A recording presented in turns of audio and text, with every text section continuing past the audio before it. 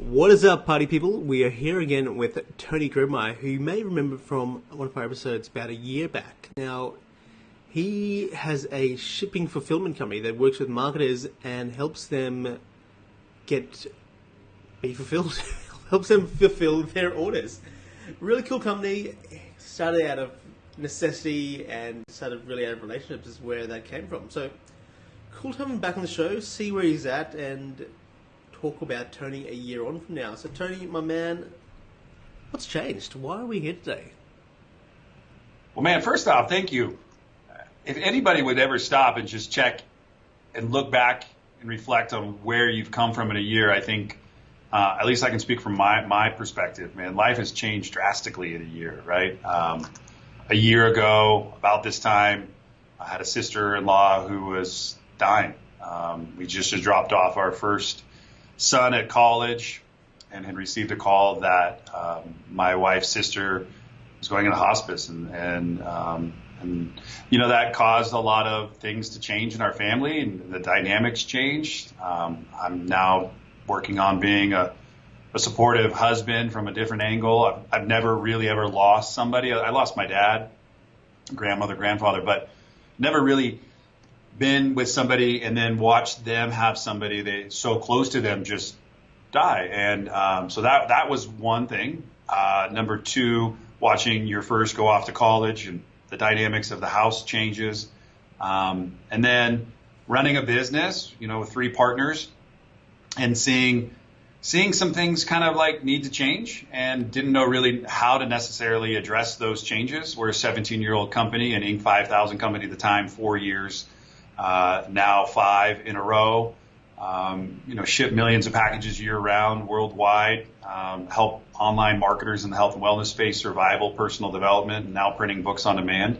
So when I look back at where we were a year ago to now, we've had some hiccups. I mean, our business is thriving, but you see customers come and go. The trial space isn't what it used to be. You see straight sale customers come and go. I mean, you see the industry, right? The industry is now there's big box stores, Chewy.com, gets bought out for billions of dollars. And you see Amazon popping up, locations everywhere, basically like 7-Eleven in your neighborhood everywhere. I've seen some of the big players coming into the space now as well, like purchasing through acquisition, like Dollar Shave Club. I think it was like $1 billion deal. Yep. So you see a lot of that happening in the industry, and I think it's more common. It's going to happen a lot more. So we're in the business to figure out how to stand out in a crowded space, right? Because anybody can do fulfillment, anyone can offer products. Like, that's pretty straightforward stuff. Like, you have to figure out what makes you different. And I still go back to the very beginning of you and I getting connected, and anybody that I've ever worked with on planet Earth. It all comes down to relationships. And people go, well, people pay more for relationships. They'll pay more for peace of mind, that somebody understands at the end of the day that you've got their back, that you'll go to bat for them, that you won't leave them stranded on an island, and you'll just stop fulfilling their orders. It's the complete opposite. We'll do everything we can. We'll figure it out. We're running out of space. I mean, that's been one thing that we've realized too. We ran out of space. We had to grow through inventory processes and systems. I'm out looking now at more property, more space. And so you're trying to figure out, like, in a growing economy where more and more people are doing fulfillment for themselves, what makes us different? And that, that's one of the things we were talking about before the show is like, what's really changed? We're growing up even more, but we're growing up faster. Systems change like that. Updates happen. You watch people who have a Facebook campaign one day and they're just crushing it. The next day they're gone. You watch people on Google, they think they're doing everything right. Next thing, their business is gone. Like, literally inventory goes sideways on them. That offer is no longer converting. They're gone. And so we scratch our head all the time. It's like, okay, what's gonna keep us going? And I come back to what I started. It's relationships. How you and I got connected is how we've been able to build relationships and brands. I travel the world with clients that I work with. It's more than, hey, that's some fulfillment company. We're more like your extension of your company. We want to almost take ownership of a space in your company, so you look at us and think of us like that partner, that vital component. So when you've got stuff to do, we're like talking like not once a month, we're talking like daily, because scale changes fast. And as your offer goes sideways, you need to have a strategic partner to help you figure it out. I think that's the biggest thing that's changed for us is now things are just happening faster. So we come every day is like a Monday. I wish I could say every day was a Friday. Every day is just a Monday. All hands on deck. What are we going to do? How do we win? How do we help our customers, get to the next level? And then at the end of it, for me, I think I was telling you just a little bit too. I thought I was going to get ready to be traveling and getting ready to kind of think about maybe not retiring, but taking more time off and maybe living a little bit more in Europe with my wife. And those plans changed about 7 weeks ago. I think one of the things that stood out for me in our conversations, I think around that time, you really said getting back to basics and reinvigorating what the company culture was. I think you said something to the effect of, our clients are my friends. That's how we started this company, and I want my team to feel the same. Like, the reason why the people are coming on is because they're friends of mine. I want you to treat them like my friends because I would go out of my way to protect and serve and make sure my friends are getting the best result. And those kind of people you want as customers as well. Yeah, I mean, it's 100%, right? And so a mutual friend of ours, I was going to Europe in February with a client, and you connected me to Adel Amarsi like sometime late last year. And I was deathly ill Super Bowl Sunday in the UK. Never go there to watch American football on a Sunday. That is like the worst experience in the world. Like, choose any other day to be in the UK, just not on Super Bowl Sunday. And I had gotten to my hotel room, and I had a carry bag with my suitcase, and then I had my laptop, and my bag fell over, and the bar broke to my carry suitcase, right? So it just busted. And Adel was like, Tony, I'll take care of you. Whatever you need, I'll go get it fixed. And I was like, you'll do it? He's like, dude, you're a friend of Joss. You're a friend of mine. I'll take care of it. And what I realized was I got to keep really good company because I want more of those people in my life who, no matter what, they'll be there for you.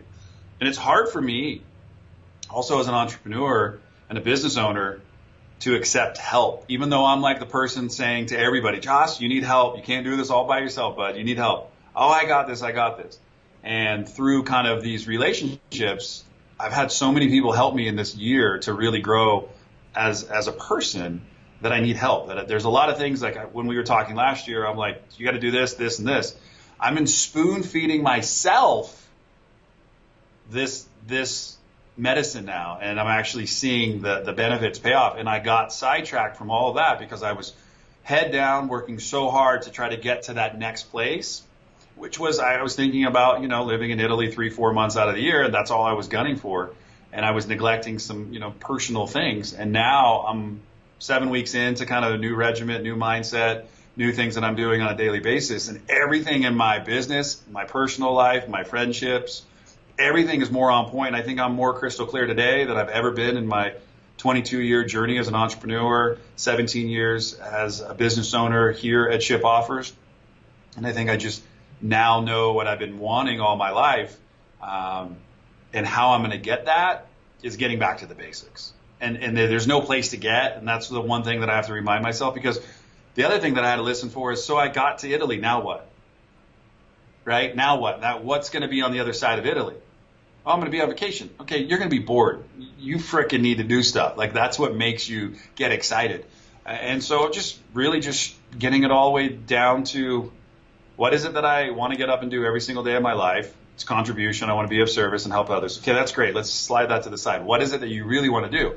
I want to build and lead the helm of Ship Offers. So I got the CEO role, took back vision and leadership of the company, and now we have a direction we're headed. Would it be fair to say you're comfortable or even complacent with the growth coming up? You still were getting that Inc. 5000 4 years in a row at that point. I'm just expected. Yeah, I think from the standpoint of, I think for me, I got comfortable, of course. That's a great and fair assessment. I wasn't challenged. The comfortable part is simple, right? I wear the same outfit every single day. That's comfortable. I needed a challenge, and I got one. Now I've got a challenge in front of me. Now I've got an opportunity. You got the big boys coming into your neighborhood, knocking on your door. That's a challenge. Now you got to all right, what? So could we sell? Yeah. Do we want to? No. Because I think right now is the time where you're going to say to yourself, I'm going to differentiate myself again. I started the shipping thing. Like, This is what we started in '01. A lot of companies weren't even thinking of on-demand fulfillment. They weren't even thinking of this. And now the game has changed, and I'm like, let's go play. It's like I feel like I got Michael Jordan out of retirement. Shaquille O'Neal's back on my team. We're like ready to roll. Like I'm ready to go play every day, lace up my sneaks and have some fun. And this has been the most exciting 7 weeks of my life that I can remember, probably in the last 17 years. Right now, like I'll take it all right now. Talk about that. What I want to know is what can people take away from what you're doing right now? What can a business owner, an entrepreneur, someone who's trying to change their own culture, reinvigorate it, and I guess go back to growth mode? What are you doing specifically that's allowing for that growth? So it's crazy because you said back to the basics. So back to the basics, you got to know who your avatar is. Like, who is your customer? What's your mission statement? What are your core values? We stripped all that back down to the very rawness of a company and said, all right, let's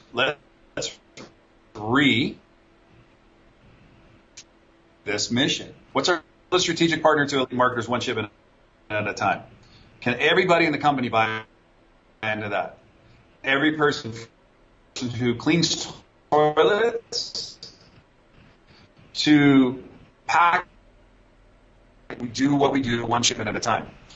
All right, cool. So then what are our core values? Integrity, right? Kindness and improvement. Awesome. Who's our avatar? Who do we serve? Who do we want to work with? Can I just stop you there for 1 second? And I think you said you brought that into the whole company. How did you logistically do that? Did you get the whole team in a room and guys, let's just work out what is our core values, or did you guys like have a leadership meeting, or what was that process? I think we processed our core values amongst ownership and through senior leadership here, and then talked to the managers on the team, and then everybody kind of believed in them, bought into them, and then we had 5, and we put it back down to 3. So like a year ago there was 5, now there's 3. They're the core of what makes us our company, and I think by knowing the simple fact that you got buy-in from everybody on your team, that's huge. Like, you have to have buy-in. So here's something else that I didn't think of before. We've got a mixed bag. We've got a very diverse company. We've got people from all around the world in our company.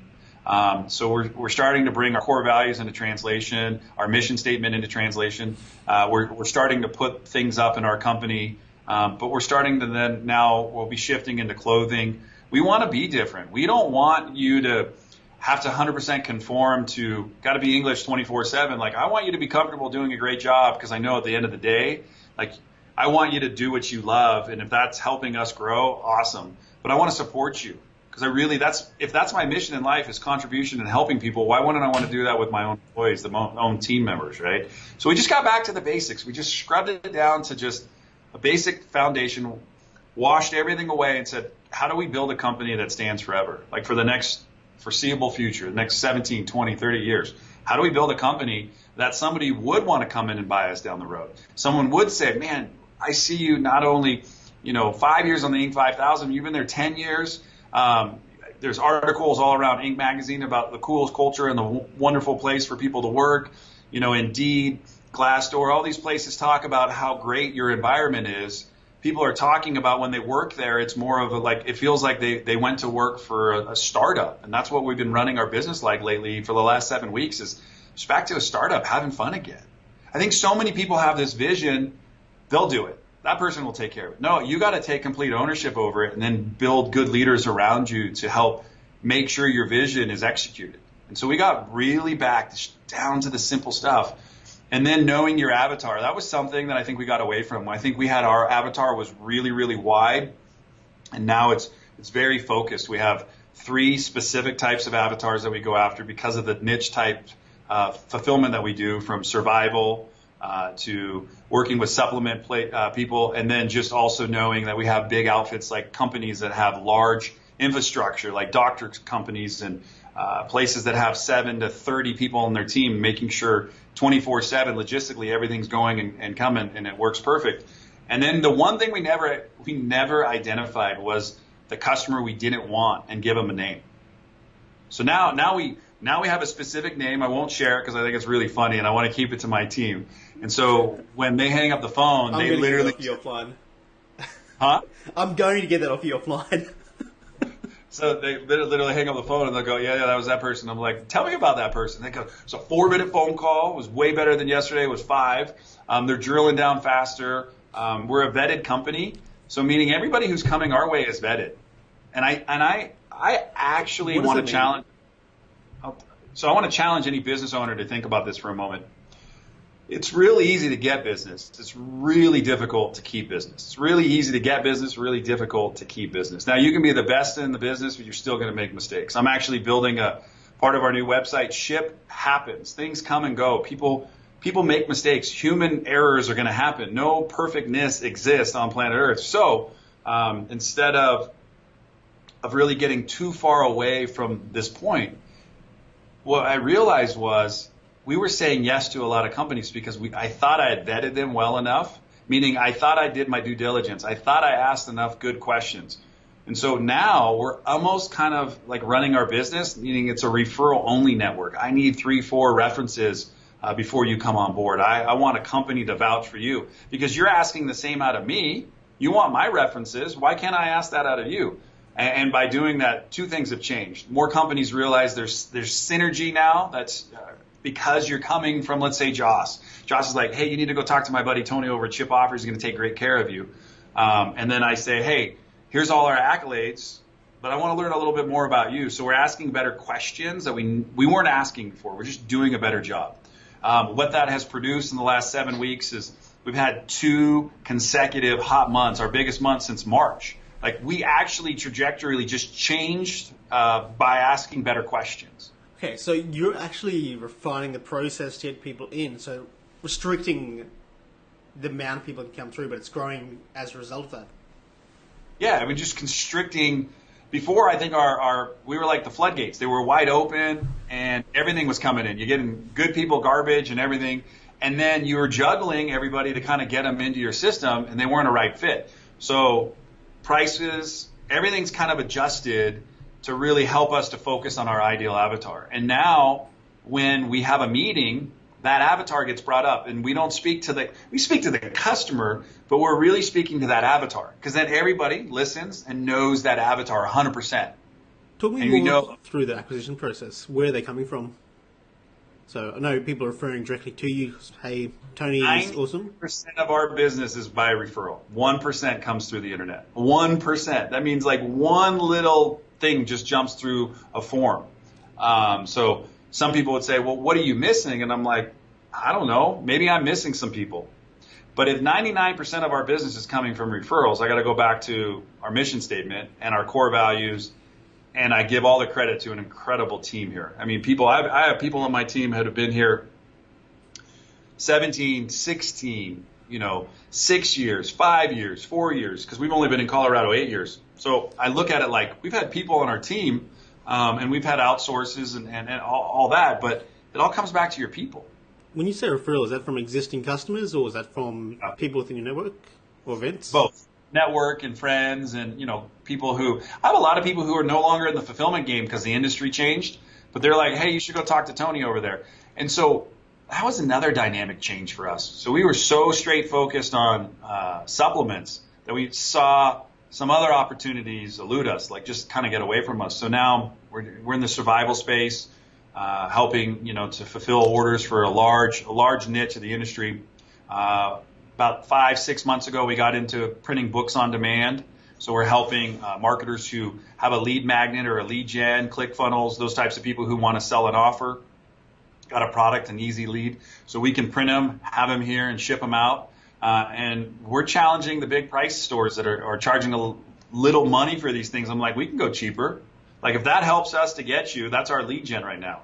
If that's our way of winning the game, we'll figure it out. Talk to me about that a little bit more. I think my audience would be interested.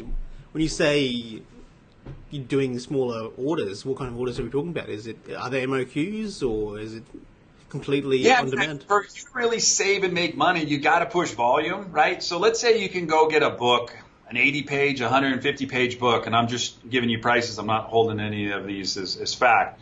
For $80 to like $1.75, somewhere in between there, right? So you go out to some of these other companies and you go get them printed. Their inventory is now somewhere else. It's got to get shipped to a fulfillment center. And then they sit there aging and collecting dust. because they don't know how to market. Well, I've got all the strategic relationships. I've got all the partnerships, got all the people who know how to push volume and traffic. So now you're basically connected to the source, as I like to call it. Like under one roof, we have all the connections. So now I can take that price that you're getting from over there and cut it, because I've got it available here. I don't have to ship large pallets and big boxes anywhere. I've got everything that you need. So now I can take that, and that's your killer lead magnet. You can plug into our back end and be up and shipping in, literally I'd say a week. If I needed to, I could get you up in a day. My tech team may not like it, but that's the facts.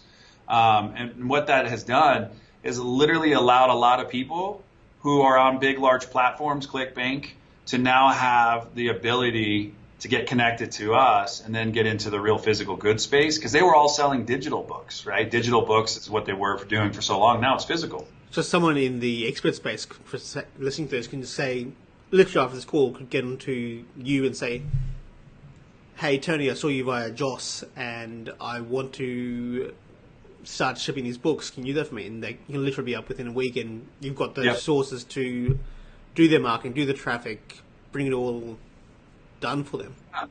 What I love is you market, we do the rest. That's always been our slogan. So what I'm going to do is get you in touch with the right people. And then that's another thing. So remember I was telling you about the avatar for the person who didn't fit our business? Now I have people that I'm sending those to so they can incubate them, help them, kind of build them up, get them ready. And then if we're a good fit on the back end, it can bring them back.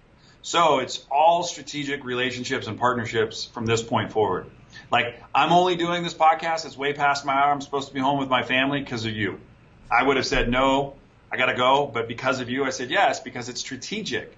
You've got a great pool. You've got a great audience. You were interviewing a good buddy of mine yesterday. Like, you've got a lot of great people in your niche and your network. So I'm always wanting to be around people that feel and sound a lot like me, who just have a big heart and want to help.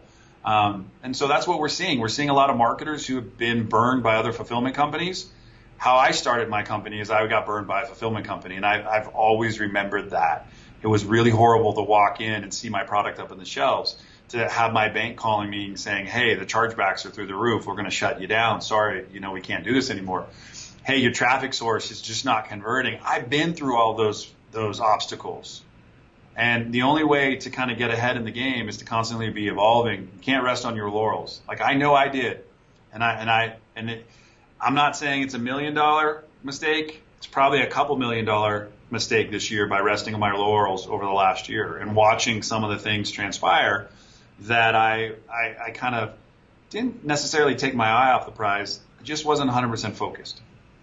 I think there's more the opportunity cost, seeing that we're more focused now, and so much that's started to transpire that you probably lost a lot through opportunity cost. But obviously that's in the past. We can't really change that now. You've got this newfound energy, which you've already seen the effect of that on the business. Now, you're talking about growth and a lot of things about shipping and learning new stuff. Where are you learning that from? Are you taking on mentors? Are you going to trainings? Where's that growth, the mental growth, coming from? A couple things, like literally getting back to the basics. So last time you heard that I'm an alcoholic coming up on 10 years of sobriety. So one thing that I did on my own before I made a big change about 7 weeks ago is I said, hey, I need to get back in and just start working on my program again, which is getting me right. So every day I get to a meeting, I read my big book, and I talk to a sponsor. Like every single day, that is my routine. I just like getting dressed in the morning. You can consider it my outfit. I ended up partnering in a mastermind with Vinny Fisher on the Total CEO. So I had been a member of that for a couple of years. We had talked early in 2018 about what would that look like? Would I be even interested in starting a mastermind? I said yes. He goes, how would you like to partner with me? I said, I'd love to. He's been patient and kind kind of through some transitional stuff that I've been going through. So we have we meet 4 times a year. That's been really huge because that has allowed me to get back to the basics on what I'm really good at, which is helping people. And it also gives me a platform to be in a room with a lot of intelligent, wise people that have a lot of amazing influence going on around them. And they also bring a lot of knowledge into a small group for a couple of days. And we meet 4 times a year. So that's been huge. I'm back to listening every single day to meditation. So I'm back to doing the basics. I used to meditate and get quiet. My voice is pretty loud, come from the radio background. But for me not to use my voice and for me to receive input and insight, that's been powerful. So I've got a new streak going, and I'm really proud of that. Connected into just reading every morning the Bible. I'm like into the Word. Like I'm just doing things that I know to be true that are good for me. And then I'm coaching people again, which is awesome. That's been really where I find when you help another person, you're taking out more insurance on yourself. You're helping yourself too. So being a growth coach, being somebody who sees, how to run a 6-figure business, then get to a 7 and now run a really healthy 8-figure business. I love helping people to do that. And then, I'll tell people this because if you get the opportunity, I hope you never miss out. Call your mom. I call my mom. I talk to my mom almost on a daily basis. There's going to be a day. I was at an event with Jesse Itzler earlier in the year, and he was putting his family. He was in his 50s, and his parents, older. And he goes, I don't know if I got maybe 12 more visits, maybe over the next 6 to 10 years with, let's say my dad, for example. So he started calculating that out. He's like, I see my dad about once every 2 years, so it's going to go really, really quick. So I started thinking, how many opportunities do I have left with my mom? She's super healthy. Everything's good. But how many opportunities do I have? Can I make some more? Because there's going to be a day where I'm going to call and she's not going to answer, right? And so one of the things that I'm working on, it's going to be cool because I'm going to drop this into a book. I can record my mom on my phone using apps, ask her a bunch of questions, transcribe it into chapters into a book, send it off to a rev share, some type of program, if it's otter.ai or whatnot, to transcribe it, edit it, and then print it on a book. And then I can hand it to my mom saying, thanks for sharing all these amazing memories. I just thought you'd love to have a hard copy, right? There's some really cool stuff that you can do. So my mentors are still the basics of my life. You got to surround yourself with great people. You got to get up every single day and get connected to a source or a power greater than yourself, in my opinion. You need to work on you more than you work on anything else. I can't work on my marriage unless I'm committed to working on me first, because otherwise I'm pointing at everything that's going wrong with my spouse or you or anybody else. And so all that's changed a lot in the last 7 weeks is really just got back to just really quieting the voice and being okay that I don't have it all figured out. I've got a Rolodex of amazing entrepreneurs on the other end and just passionate people who want to help me get better. And that's what I encourage every entrepreneur to find as a network, to plug in and don't just take, but be a giver. Add so much value that at the end of the day, your phone rings often from your friends saying, dude, I'm stuck. What do you think? What would you do? And I'm like, you really want to know what I would do? This is what I do. And then you get a message from them 6 weeks later going, dude, it was the best move ever. My business is better. I'm better, blah, blah, blah, blah, blah. That to me is the greatest gift of what I get to do every single day is utilize you and refer people to you, plug into a network and grow. So, I think you got to, from me, tell you the greatest gift in 7 weeks is getting back to the basics. And I mean, that's just simply plugging back into what works. You mentioned earlier you lost your dad. When was that? May 14th, 2014. It's been tough, man. It really, every time about this year, my sister is really passionate about the Walk to End Alzheimer's. It's coming up in Santa Cruz. And for the last 3 years, I've been fortunate enough and asked to come back to be the MC of the event. So I'll be there this coming weekend. So you're asking me, this brings up a lot of memories because I wish I would have had a few more phone calls and a little bit more in-person conversations with my dad. Really, before his Alzheimer's kicked in, I missed out on some things because I allowed my ego to get in the way. And, I'm not proud of some of the things, but at the end of the day, I'm proud to know that I was able to be with my dad towards the very end, like a week before he passed, hold his hand, tell him I forgive him and I love him passionately, as a son. And, but I know that Alzheimer's is such a deadly disease, and I'm out for the prevention. I want to help make sure that no one ever has to deal with it. So I want to raise awareness. And my sister's she's been a huge advocate for that. And so this week is, an emotional week, but there's a lot on my mind. At the end of the day, I'm so grateful that I've been given a gift to use my voice and talent for the ability to stand on stage and to share what I'm passionate about, which is making sure people know that the people that are attending there, that's awesome, but we have a job to go out and tell the world, hey, in my opinion, it's the biggest thing that's coming for the world that people can't see right now is Alzheimer's. and also drugs and alcohol and the opioids and all the addiction stuff that's leading to all the suicides and all the crazy stuff. Those are the two biggest like industry niches that I see. Like, you know, you want to run a senior center or a sobriety home. Like those are two big business models right now. And those are just things I'm passionate about being around in education. Your paternal relationship, that's always going to be a key relationship in any guy's life. It's who we look for advice. And how has that changed for you, not having dad around and not having that same sort of mentor? Have you found other relationships, or were you already, I don't know, what's like being a slightly older guy and losing your dad? Yeah, I think being the older guy and losing your dad, like... well, you're not old, but you're older. Come on, I'm old. You got the grace. I think not being able to pick up the phone has probably been the most difficult thing. But so I just find to connect with my dad in other ways. I'm reminded every day when I walk in my home. My wife's an interior designer. My sister's an interior designer. My father was an interior designer. I talked about my dad today, like through conversation. That's how you keep a spirit alive. That's how you keep a memory alive. I've got a picture of my dad up on the wall holding my oldest who's in college. So I've got memories. I got another picture in my office, and you can see a couple pictures on this. My office is filled with memories of just amazing people who have stepped into my life. The gentleman right behind me, right there, that guy, Kevin, he's responsible for helping me to see my potential when I was stuck behind a desk thinking the world didn't need to hear or see me. And he's like, no, let's go do it. And I just love surrounding myself with people like yourself who are challenging me to get outside of my shell and to grow. And every single day I have that opportunity, just like you do, and just like anybody listening right now, you have that deal. And so because I can't call my dad doesn't mean that I can't have my dad's spirit and his memory and thoughts come to me. Have I replaced my father with maybe or filled the void with a person, you know? I wouldn't say replace your father, more that role that a father normally takes in your life. That's when you go to for advice or not. Yeah, I mean, our relationship with Vinny Fisher, we talk about it all the time. I mean, he's one of the just pivotal guys in my life.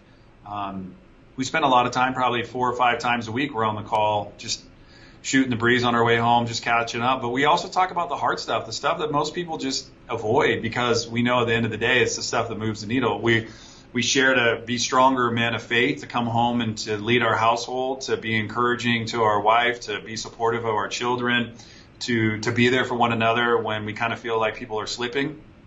So I think I've got a band of brothers around me now through kind of some work that I've done this year that has been really vital to kind of helping me see, I'm never going to fill my dad's role, right? It's never going to be something I'm going to fill, but I can put people in my life that help me to see opportunities around me that I was avoiding. And then, I interviewed a gentleman today on my podcast, and he lost his brother, some 30 years ago, and he was tearing up and he was crying, and those waves of emotion still hit me too, right? Those waves of emotions come. But I know if I just do what I know, which is carry the last name of Grebmeyer and be strong and proud of it, and to do the next right thing, then I'm bringing my dad's name along with me wherever I go, and so I'm proud of that. Love it. Love it a lot.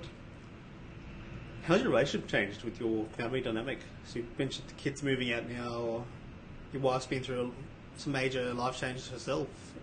How are you guys growing as a couple? How has it been challenging as a couple? So we have one left at home who's a senior in high school. That's been crazy to think. He's living in the basement. We're living up on the top story. So there's a story in between us, right? So it's now us and 2 dogs and my wife majority of the evenings. I think I had the panic last year in December going, kid's gone, like I don't know what to do. So I went and convinced my wife to let us get another dog. But I think after my wife saw this dog, she was more convinced than I was, like we need this animal.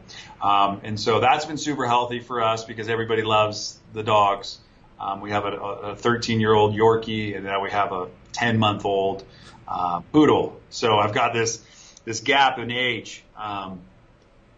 The relationship with my wife has been incredible. I think we have grown so much over the last year. I'm just trying to be supportive, and I have a hard time doing that sometimes because I want to coach and fix you. So I've really especially in the last 7 weeks, relied heavily on the program, which tells me to keep my side of the street clean and not try to go and fix you unless you ask for my help. And that's been most difficult for me because I'm a fixer. I just want to go get it fixed and move on as fast as I possibly can. And when I have to see you struggle and suffer, I know that that's part of my job is to be there to hold you and hug you.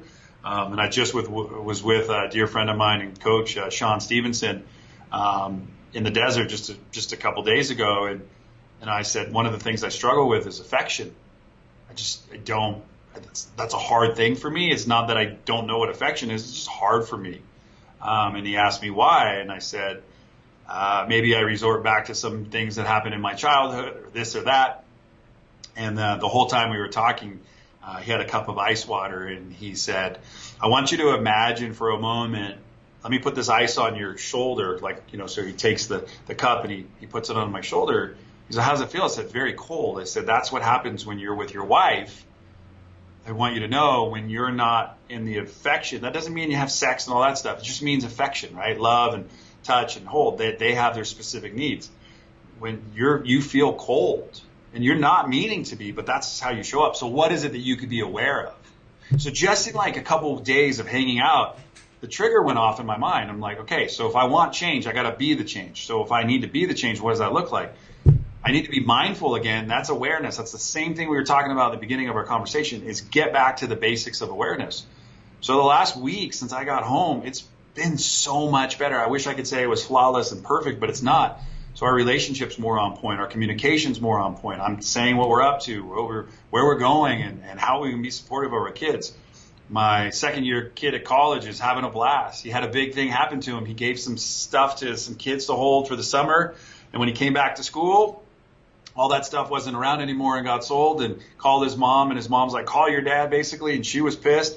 He called me, and I said, all right, you got money in your bank? I'm like, go buy some new comforters, go buy some new bedding. Sorry you lost your pictures. What lesson did you learn? So I'm not trying to be the guy to say, oh, you screwed up, blah, blah, blah, blah. I'm just saying, all right, what can we do about it? And that's the same thing that I got to remind myself. I have to take my own medicine. And so I've just been swallowing that medicine left and right. And my relationship through, even with my sister, my brother, with my mom, with my kids, with my neighbors, even with you. I think you've even seen in a short period of time, and all I can really speak of is the last 7 weeks, there's a calmness about me. And I say that because it's so important to remind yourself that anybody up until their last breath has the ability to change. Like you literally can stop and change. So if you feel like you've been stuck on the roller coaster and it's going out of control, remember who got on in the first place, and you can always get off. You just have to ask for help. And that's what I have done. I went back to the basics, asked for help. And a couple weeks ago, we were at like a free recovery program, like a church, but it was more like it was called recovery. And one of the things that they brought up was team. And team, I'm like, what? So it goes through the whole process of transformation and how it goes. And then he got to the end and it goes, what's that? And he says, meeting needs. And I really resonated with meeting needs. I have needs, Josh, you've got needs, our friends and our family have needs. When's the last time you asked them what do they need? Just asking them. Like, so my wife and I are now having conversations like, what is it that you need from me? How can I be supportive? How can I help you to grow? And I don't always like what she says because she gives me my medicine too, because I need to keep improving, but I'm asking for it because I want to change and I want to get better. And so just asking those simple questions, like what are the needs that you have? What can I do to support you? It's the same thing we're doing in the office.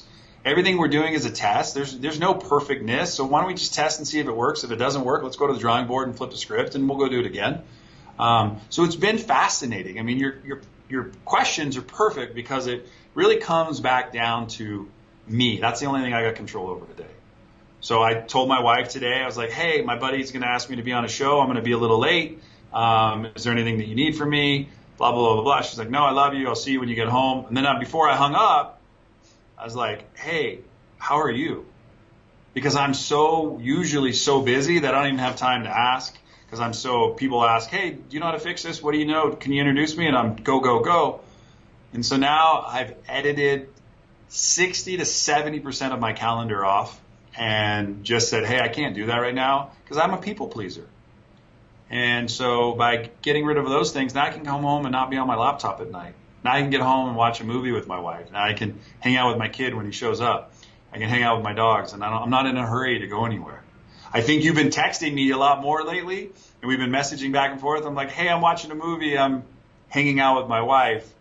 And that wasn't the way it was a year ago. It wasn't that way. And so I think this was my big awakening that I've been waiting for. It's been really nice to observe that and just see. I don't think I know your wife that well, but I've seen the dynamic, and even when we've spoken to you, hey, I'm helping my wife out with their invoicing, or just because I can.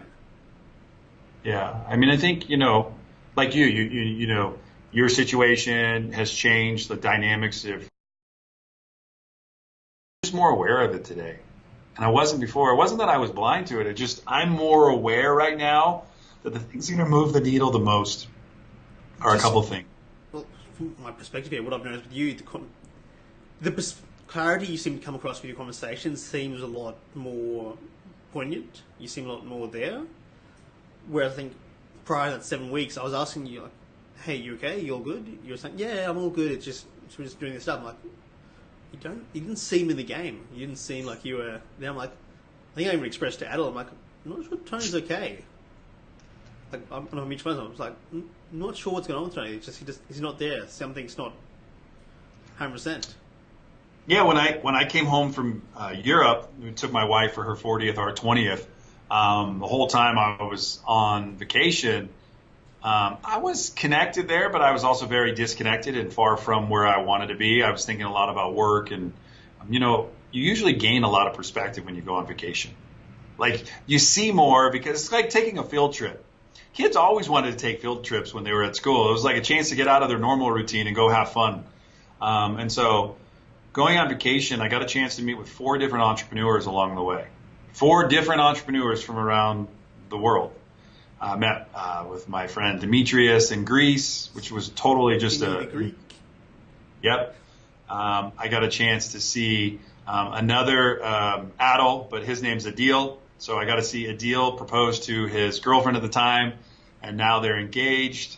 That was awesome. In Italy, I ran.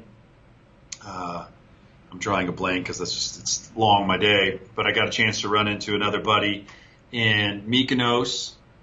And then I got a chance to run into Vinny and his family in Italy, right? So on all these different occasions off of 3.5 weeks, I ran into 4 different entrepreneurs along the journey. And what that taught me was I needed to sit back for a moment and remind myself, like, if I go on vacation, I really need to be on vacation. I need to be able to find a way in my business and in my life to actually not have to, even though I still want to, check in from time to time, but I really need to be. And I wasn't able to be on this trip. It was so much fun. It was a blast. Both of my kids brought a friend. At one time we had 18 people I arranged a dinner for. I love entertaining. When we were in Italy, at cooking classes, etc. And when I came home, I made a big change in my life and in my business.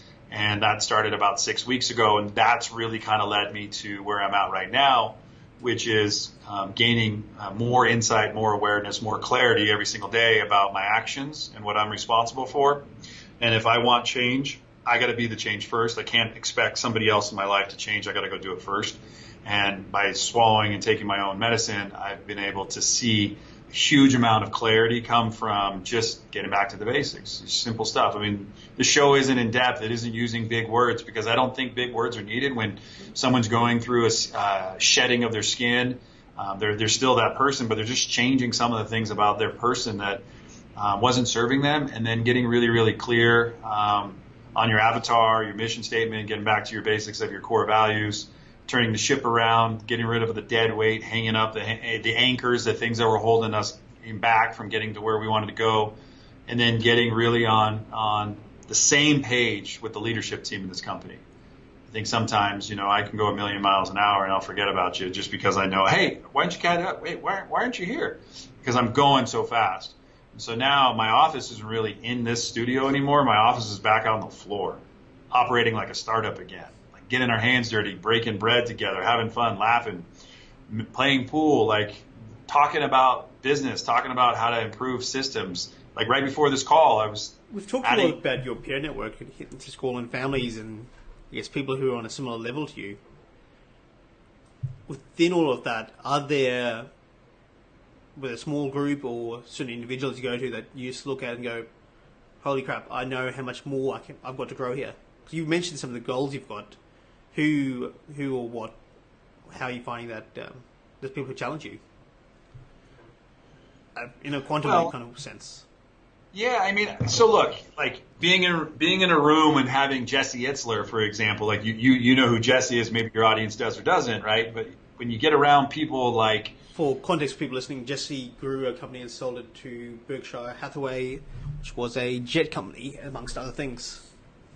And then it started another company with some partners, sold it to Coca-Cola, started another company called No Foods, and then along the journey of life, married Sarah Blankley from Spanx, two billionaires, married, now they're partners in the Atlanta Hawks, right? So when you get around that, that kind of level, it makes you take notice of your game and go, okay, dude, I got two choices today. I can sit on the bench and say I want to get in the game, or you can just jump in the game. So I'm going to an event. Say one thing with him, he seems so young. I feel old compared to him. He's like 3 times my age. He just turned 50. Always up for a good challenge. Even got me thinking differently from the 3 or 4 little interactions I've ever had with him. I'm going to see him this next week in Nashville at an event. Yeah, I mean, I'm jumping out of an airplane for my birthday, which is something that I never would have thought was even something. I'm so deathly afraid of heights, but I'm like, screw it. Like, right? Like, I'm going to go have fun. My wife's like, what the heck are you doing? I'm like, I'm just going to jump out of an airplane. Totally fine. Life insurance policy's intact. Don't worry about it. And then my younger son, who's 17, is like, I'll do it with you, Dad. But I didn't tell my wife until all of a sudden he comes home one day, goes upstairs, blah, blah, blah, blah. My wife comes in and goes, Owen's not jumping out of a plane with you. And I'm like, yeah, totally he's going to jump out of a plane. No, he's not. And so then that caused us to say, oh, we need to work on our communication. Like, totally joking aside, he's going to jump out of an airplane. So I'm excited about this, right? I got to be challenged. Like, I need a good challenge. So my peer group, my support group, the people that are in my life know that I have the ability. I'm at work at 8 o'clock in the morning. I'll work until midnight right now if it helps move the ship forward. Right, talking to you at 10 o'clock at night, 2 o'clock in the afternoon, whenever it may be. I'm taking a lot less phone calls, and I'm really like in the zone. Now, if you've ever seen what the zone looks like, you probably know what it feels like for your life. But when you watch it on television, it's like Michael Jordan shooting 80. It's like Kobe Bryant getting 83. It's like Tom Brady winning the Super Bowl, and you're seeing him every single pass, just consistent. That's been fun to get back into the zone. It's fun getting back into, like, I'm back into coding. That's what I used to do when I first started on the internet in 96. Like, people were like, why are you spending your time in coding? I'm like, because it reminds me of where I came from, and it reminds me that I don't need to do this anymore. I can call people like you, but it helps me to understand what we're putting out there as a product and a service and how it breaks and what the things are we need. I don't need to know how it works anymore, but I do want to know that I'm working with the right partners. And so I do like looking under the hood. Like, if you see a fast car go by, you can name, oh, that's a V12, that's a V8. Oh, wow, that's a V6, like twin turbo. Like, I want to know that kind of stuff. I want to see it from the outside, but I need to know how it works on the inside.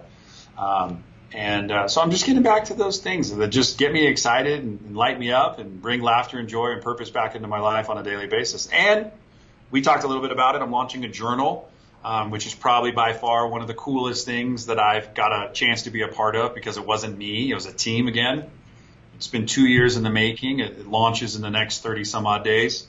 And that, to me, you talk about growth. I mean, my whole foundation and formula is called growth. It's in there. Let's talk a bit more about that. It's something that I know you've been working with for a while, and you've brought on some incredible people who work in that space to, I guess, consult, help you in that space, because they've done well themselves in that kind of area. Why a journal? Why Tony? Why build the Tony G brand? I know we know about the personal relationship side of things, but why this be fulfilled Tony G? Why don't stick to ship office? Hey, no one needs another journal. That's what I realized, right? No one needs another journal.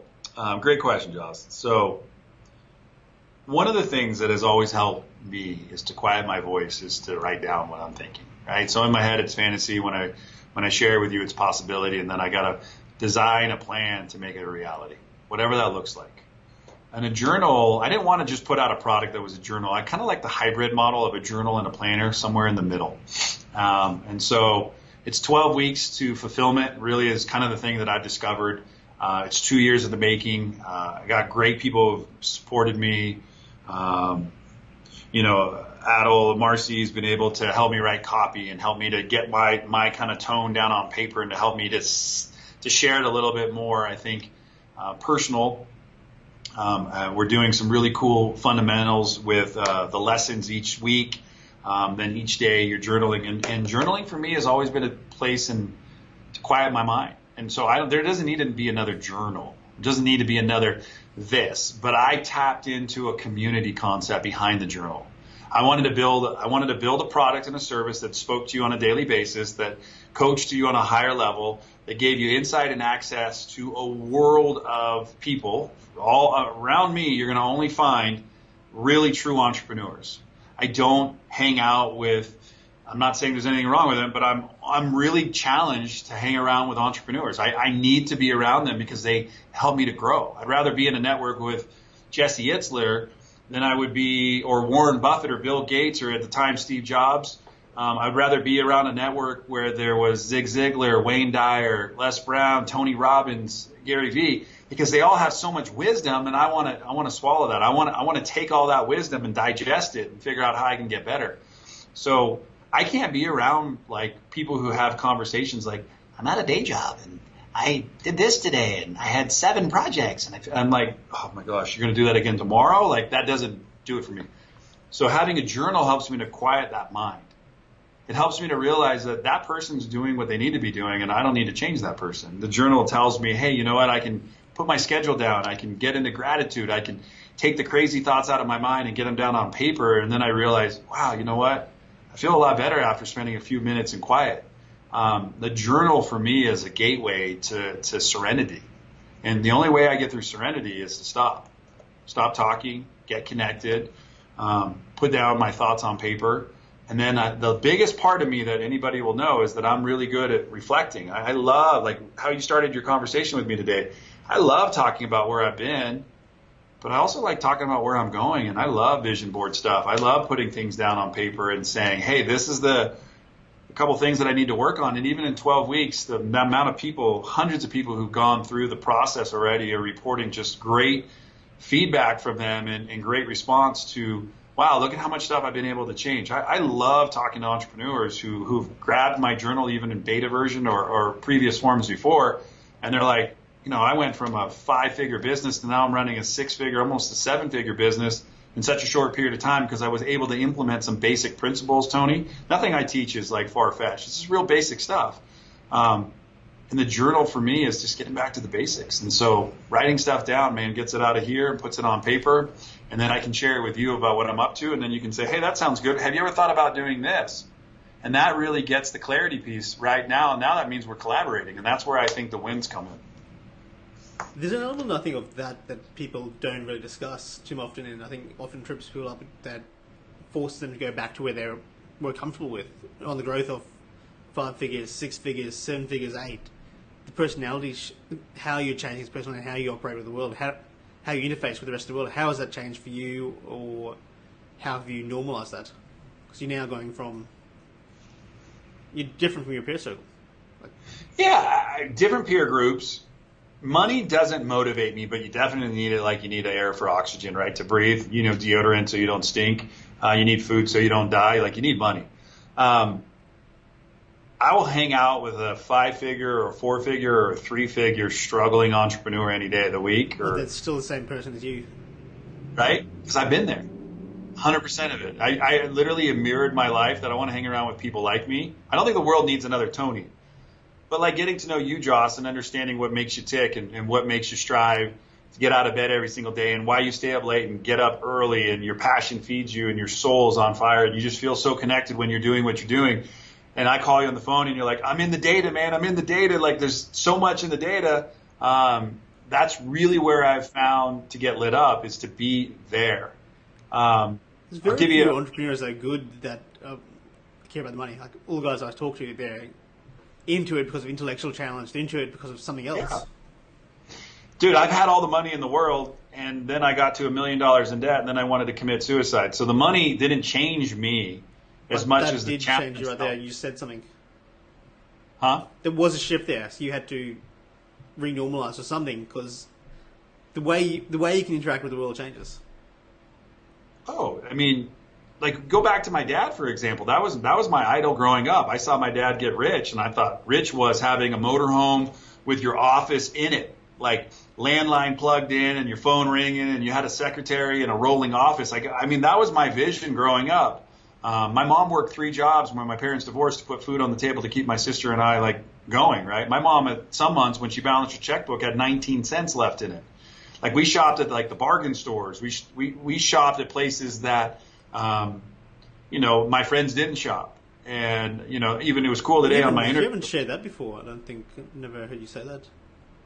Yeah, just because it was like, I remember, I always had nice things because my mom made them special, made them feel special to me. And I've never compared myself, but I'm definitely a person who compares. Like, I don't compare myself next to anybody. There is never going to be another Tony on this planet. I don't look at my kids and like, oh, he's more like this, more like that. There's something about it that makes you hungrier in some ways. Yeah. I remember when my wife came home one day and she goes, do you know Ethan's selling stickers on the internet? I'm like, stickers? And he's selling them where? And at school? I'm like, what is he selling stickers for? And he had figured it all out on his own. Because, our kids model us. We just don't know it. They're following everything you're doing. I did it with my father. I watched my dad become a millionaire and lose it. Then I watched him make it. Then he lost it. And lost it. And then I did the exact same thing. I made a lot of money. That's key point there. What happened to make you realize I'm following the same pattern, I need to shift? When my mom told me on December 15th of 2008, you have a chance to change the cycle. I didn't know what that meant. So I need to go to a meeting to stop drinking? What does that really, really mean, right? And what that really meant was that there was people in my life trying to help me. They were holding up a mirror for me to see my own damn reflection, but I couldn't see because my ego was so big, right? It was so like in front of me the entire time. And so by letting my guard down and actually being open to change is like the easiest thing and the hardest thing you'll ever do. The thing that I got, my mom tells me, she reminded me, we talked about this last weekend, son, you only get one trip around the track. You got to enjoy the journey. You got to enjoy it. Like, the hurdles start out really big, but as you get older, they become really small. They're just little steps. There's things that you're going to get through. And I've been able to adapt that into my version of that, which is people you start out with don't end. So like in the beginning, you have your mom, your dad, your brothers and sisters, your uncles, your grandparents. By the time you get to the end of the journey, they're your family. Hopefully you've got all your wife, your kid, everybody else intact. But your journey, you're a little bit more wise. And you don't know that when you get out the gate. You're just out to have fun, scrape your knees, laugh and play, and don't ever want to like really go to school. I didn't want to go to school. I wanted to get home and play sports or do whatever. So the interesting part for me, Joss, has really been I've got wise counsel in front of me. I've got wise people that help me. Like you notice. It was cool when you noticed like, hey, Tony's not doing well. Like, you talked to a dear friend of ours. And then you started having that conversation, and then I got the little phone message, hey, what's up? You doing well? Are you doing okay? It's like, that's really good to help this guy get back on course. You got to have people to call you out on your stuff. You really do. Just like if I saw you shifting, I'd be the first to pick up the phone and be like, hey, what's going on? Let's have a talk. You may not want to make that call, but you know that it's an important call to make. I think it's key there, having people that will ask you difficult questions. Oh, so true. So true. And I look at where our friendship has been able to grow over the last 2+3 years. We've never met face to face. Never. Like, this is face to face, and I feel like I've known you my life, right? I feel like we've gotten a chance to talk and help each other and kind of grow. I would rather have 100 of you than only 1 or 2 on the other end of somebody that I met and hang out with, but it's empty and meaningless and it's not rich and meaningful. So like, when you can get real with somebody, you can be totally upfront and honest, and you can say, yeah, dude, thanks. Yeah, I am struggling. I'm not doing really good today, and my heart hurts, and I'm sad, and haven't been sleeping as much as I want to. And you're like, I get that. How can I help you? Or how can I listen to you? Or, what is it that you need? Like, those are the kinds of friends that I need to have in my life. And those are the friends that I strive for. And then a lot of people have said to me, Tony, those friends don't exist. I'll never find those friends. Well, for those friends to come into your life, you first have to become that person that you want to attract. Because you're going to attract the people you want into your life regardless. Even if you don't even know it, even if you're not mindful of it. The moment you begin to say, I want to be surrounded by people at the end of the day that would drop anything, jump on a plane and be by my side, then you need to be the person that drops everything and will get on a plane and be by somebody's side. Like, it just really takes that I think that shift to take place. And Wayne Dyer, if anybody in your audience has or hasn't, the movie still is one of my most recommended movies that I say, go watch The Shift. It's available on YouTube. I don't know why, but it's 2 hours. It's a great movie. The name is The Shift by Wayne Dyer. He died a couple of years ago. Died sober, died with a lot of time under his belt, well, almost 30. And somebody I resonate with, man, because I think we're never done growing. I think the challenge for me is every day, can I go to school? Can I be teachable? And that's the thing inside the new journal we talk about is growth. If you don't mind, I'd love to just share what growth stands for you. So growth, really every single day, if you can just take a minute or two and just humble yourself, get on your knees, just sit still enough, just let a wave of emotions in life. And Wayne Dyer started every morning with thank you. Just thank you, thank you, thank you. Every single day he got into gratitude, just in that simple state. And so the G in growth stands for being grateful. Just be grateful for where you're at. Maybe you're not where you want to be, but be grateful for where you're at. Maybe your life isn't what you thought it would be. Be grateful that you're still alive and that there's time to change. The R in growth stands for real. Before I can be real with you, Joss, I got to become real with myself. I got to get real and start making changes. And so I'm a real big believer in streaks, a real big believer in doing things differently if you want a new outcome. Buckminster Fuller is still one of my favorite to quote. You got to build a new model that makes the old model obsolete. The old model worked, got you to where you're at, but if you want to do something you've never done, you're going to become something of somebody that you've never been before, and you got to change. Now, it doesn't mean you have to change your morals and your core values, but maybe you got to make some adjustments. And so I got to be real with myself first so that I can be real with you. The O stands for open-mindedness. I need to be open to what is going on around me. It doesn't mean that I have to jump on a plane and go change the world. I need to first work on myself. By doing so, I just need to be open-minded to the things. Turn off the news. Get away from the fake news. Start talking about the real things that are going on, the real things that you're experiencing in your life, and be open to like what others are doing and going through at the same time. And then my wife, she's asking me a question. And then also having the ability to see that you need to be willing today to grow, and that's the W, willingness. You have to have willingness in your life. You need to be willing to say, hey, you know what? Josh told me some stuff I didn't want to hear about myself. Maybe I need to be willing to look a little bit further into it. I'm open-minded, and then I need to be willing to do something about it. And every day when I wake up, I need to remind myself that I need to be teachable. The day has something to teach me. You have something to teach me. The world has something to teach me. What is it that it's trying to help me to learn? And once I get through that process, and once I get through kind of, wow, the world has something to teach me, then I can get to the H, which stands for happy. I can just get back to being happy. Like, man, I didn't need anything, but I got everything that I needed today. I didn't need this interview. I'm so grateful that I get to be on this show, that you thought enough out of me to say, hey, come back on my show again. I'm so grateful that I came into an office today that had electricity and power and people and showing up and doing work. I'm so grateful that I get to go home to hang out with my family tonight, because this guy many years ago in 2008 didn't want to be here anymore. And so when I get back to the very basics, it's all about gratitude. Your attitude is everything. So work on your attitude more than you work on anything, and watch how the things around you change. Watch how what you want comes true when your effort and your actions are manifesting that in that same palette. So every day when I wake up, I know what I'm up to.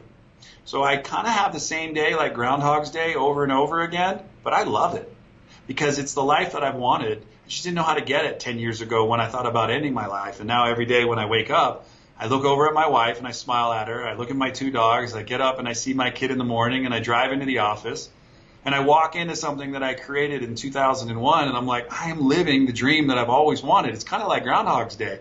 I hope it gets better, but I hope it doesn't change too much because I love what I get to do.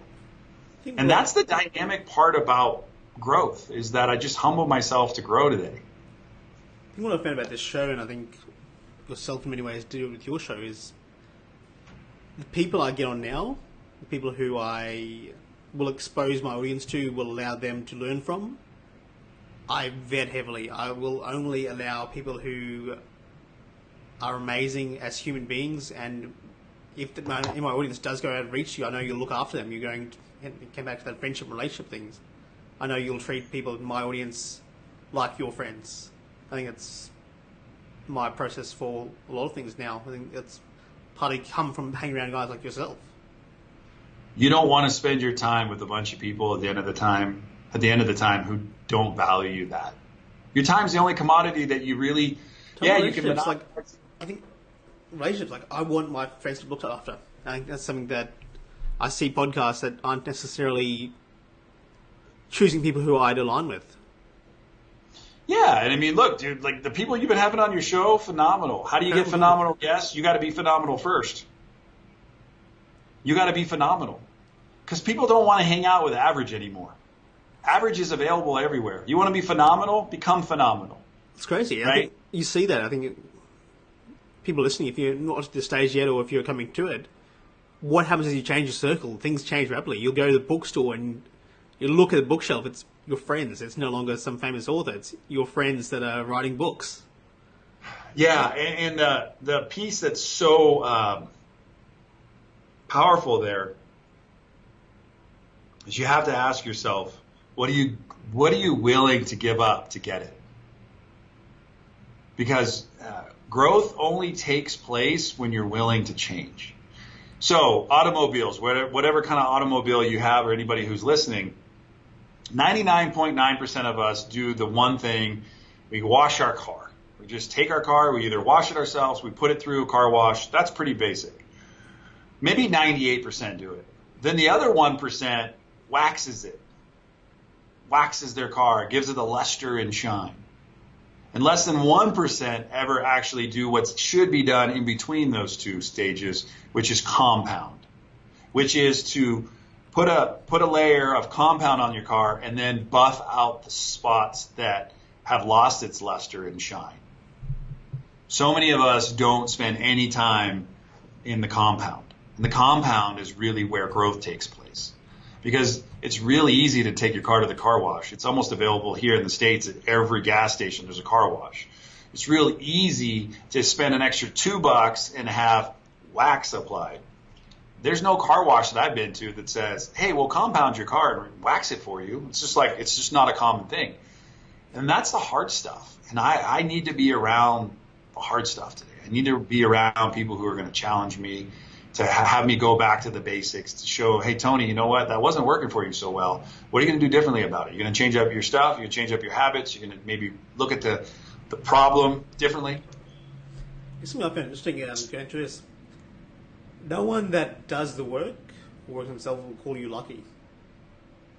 I mean, it's so easy to say, like, Tony, you're going to Italy every now and again. You're doing these incredible things. You're so lucky. Whereas someone who's done the work, you're like, okay, no, you're not lucky. You've worked for it. You've put in the effort to change yourself. You've put in years of growth on yourself and your relationships to become the person who can do that. Yeah. The only thing that you have on planet Earth is your word. That's it. It's the one thing that you have complete 100% control over is your word. And my word literally in 15 was, I want to take my family to Europe. I want them to experience something that they had never done. I had seen as a little kid when I was like 15, 16. I went to Russia. And I really saw for myself the opportunity to help really just show my kids a view of themselves by traveling and seeing the world. And traveling and seeing the world humbled me enough to say, man, I want to do this for the rest of my life. How do I find a way to do this? Well, Financially, I was still in debt, right? Running a big company, that's awesome. You should have lots of money. That's cool. Some people do. I just didn't, right? I was paying off some of my debt from my stupid things that I did, and was able to repair my marriage and go through a lot. But the thing that's so interesting is by telling people that I struggle and I have issues with financial stuff and this and that. And I got more financial planners in my Rolodex today. I've got more people willing to help me because I raised my hand and I said I don't know the answers to the basic questions that I think normal people do. And then everybody was like, I'll help you. I mean, if I have a technical issue, I've got about 5 people that I can call. I probably really resonate to 2. If I got a traffic issue, depending on the platform, I've got a couple people that I call. I've got a Rolodex of them. And today, I want to be able to live the best life through experiences. This is an experience for me. It's late. I want to go home. My wife is like, where are you, right? Because we want to spend our time together because we're at that season in our life. We're getting ready to have nobody at home. We're about to be free birds, empty nesters. We're about to say, you like me, I like you. What do you want to do? Because now it's just you and me, right? It's back to now I got a quarter like we were dating. We're going to communicate like we're just newly engaged in a relationship. I want to spend my time with the people I want to spend my time with. And my network has expanded. And you are so absolutely right. The people you used to look up to, now you actually walk into a room and they're there and you're like, wow, that's crazy. How did that happen? By being my word, by helping people, and not taking everything for granted as fact, but yet vetting like you're doing and investigating and asking, because you can make a fake profile today on Facebook and become the Prince of Bel-Air tomorrow, and everybody and their mother will think you're some guru. And reality is, I don't have all the Facebook friends in the world. I don't want all the Facebook friends in the world. I want real friends, not fake friends. I want real relationships. That's the thing, you can trick most people, but not the people you really want to be in a room with. Yeah. They're not going to be filled for long. No. Nope. I just want to say one thing about you and your wife's relationship. I think I spoke to someone else about this last night. You're at the point where most people start to see a breakdown in the relationship. Most people haven't done that work and they're not excited going into that single nesting thing. I think it's amazing you guys have that, I guess, almost dating excitement again, but a lot of people realise that they've drifted apart, and when they're empty nesters, they realise just how different people they are. So love's a decision, and I didn't get that for the longest period of time. I was married 7 years or so, 8 years. I remember my pastor saying to my wife and I, we were having difficulties in our marriage, love's a decision, man. Every day you got to make a choice. You got to work on it every single day, just like you did the first day. Yeah, but that was then. This is now. Nope. It's just like it is then. It's just like it is now. I think you get better with age. We've grown up together. We're best friends. Every day I get to look at this beauty before my eyes and say, wow, I'm so fortunate and lucky to be able to grow old with you. And I never knew what marriage was. My parents, you follow the people that are around you. Josh, are your parents still married?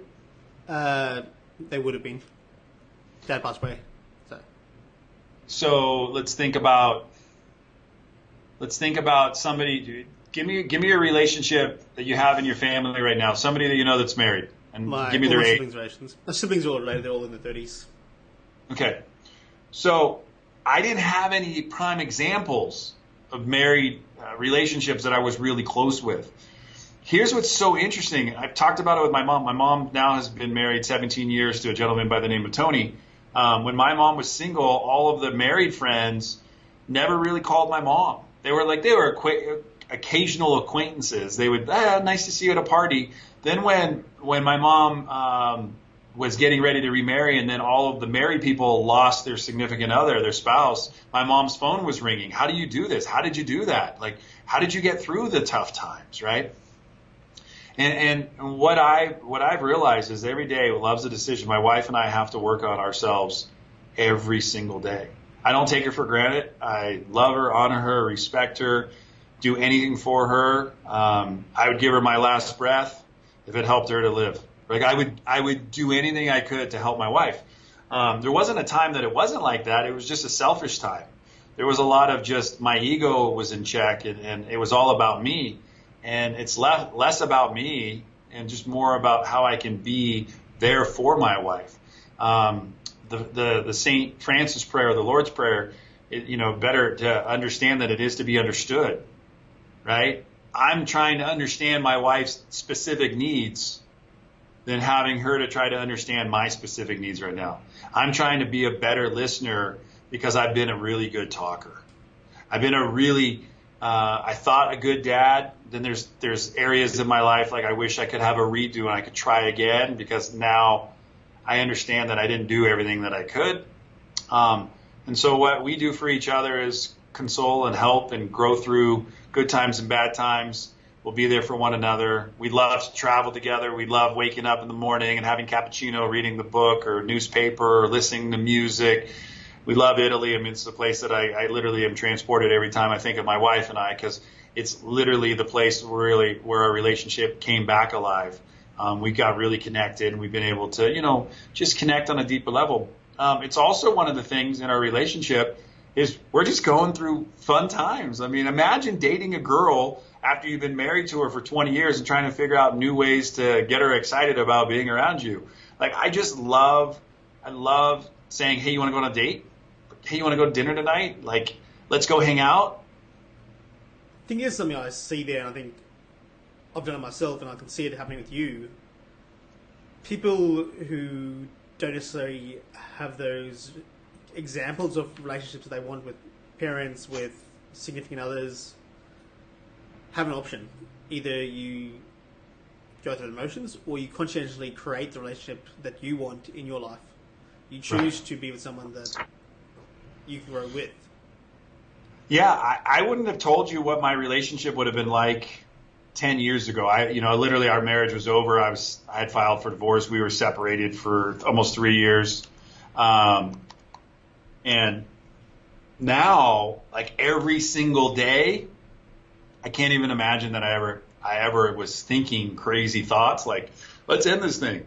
Because the thing that didn't have any bearing on my relationship was communication. Like, I never told her how I felt. I never shared the deepest, darkest crap that I was experiencing in my life. So I felt ashamed and embarrassed, and I thought I was the only one. I'm not sure if you've noticed this, but every conversation we've had for the last little bit now, she's come in conversation. She better come in the damn conversation. I'll get in trouble if not. No. But it's got to be, right? Because it doesn't got to be. It does in my it doesn't got to be. Like, a lot of relationships where you'd be forgiven for not having a conversation with me about your wife. Yeah, but the fact that it slides into you ask me what am I up to.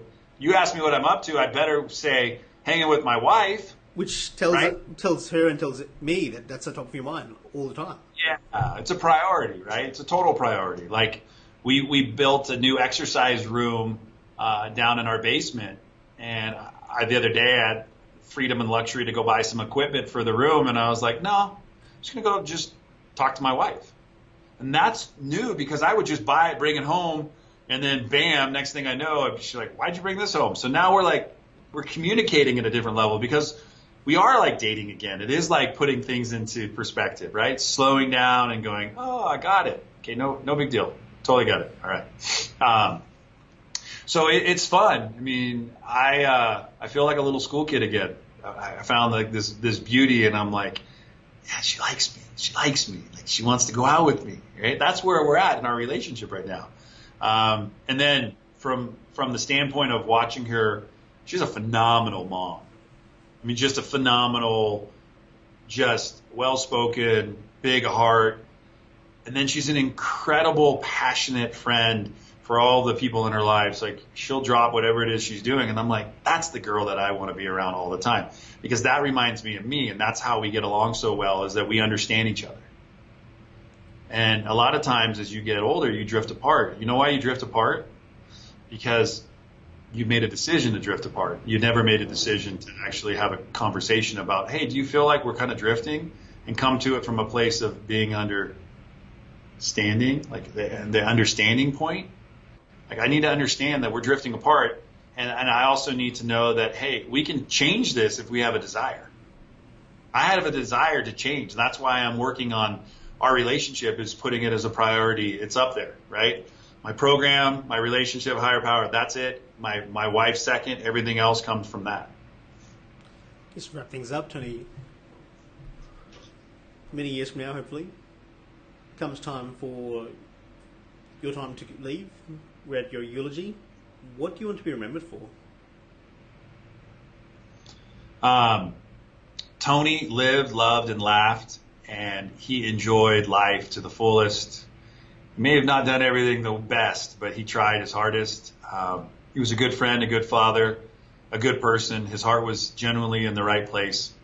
And that when they mention the day I was born and the day I die, that the dash will tell you that I truly lived and that I inspired people to do the same. And like the beginning today, it says you can change up until that last breath. So no matter what, like I want people to know that it's possible. You know, I'm possible is impossible. So really all that you have is this very moment, this breath, this chance. If you're listening to this podcast, you're watching it on a replay, wherever it may be, that the guy you're watching is no different than any of us. He's just somebody who just decided that love is a decision, that every single day he was going to work on becoming the best version of himself. And he wasn't going to cheat anybody on his way to the top, because there is no top. There is no place to get. It's exactly where I'm at, doing exactly what I want to be doing until the day I decide that I wanted to change and do something else. And, Joss, I appreciate you having me on. I've always enjoyed our conversations. You're an excellent host, and you asked basic riveting questions that caused me to ponder my answers long after the interview's over, going, okay, did I answer that the way I was supposed to? And all I remind myself of, there is nothing that I can do wrong today. There's only lessons that I can learn from what didn't work out the way I wanted them to. That's it. It's finally, where can my friends get a copy of this journal? And where can they become part of the community and enter further into the world of ship offers and Tony G? Sure. 2 places. First and foremost, once again, thank you. Shipoffers.com, just like it sounds, shipoffers.com. And then number 2, my first and last name, Tony Grubmeyer. On that website, you'll have access to get on the waiting list for the journal. You'll be able to download and subscribe to the Be Fulfilled podcast. And you'll also be able to join our Be Fulfilled community that serves 6- and 7-figure entrepreneurs and business owners. A lot of solopreneurs in there, a lot of business owners that are entrepreneurs, and then just a lot of people from around the world who've got connected from you, from myself, from others, have just come into this incubated world. Small Facebook group, but it's a very passionate and active Facebook group. Somebody drops a question, you get an answer. So those are the types of things that I want to be around. I want to be around contribution in some form or fashion every single day. Hey guys, if you made it this far through the podcast, thank you for joining us today, and we will see you all on the next show. Thank you.